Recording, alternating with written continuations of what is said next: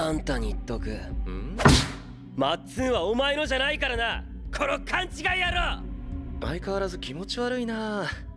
でもそんな口聞いてると、君が買ってきたこの新作ゲーム開けちゃうよ。ほらほら、封を切っちゃうよ。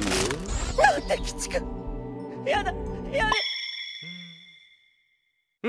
ごめん、返すわ。このけだもの、バカ俺の無知、怪我されちゃったよ。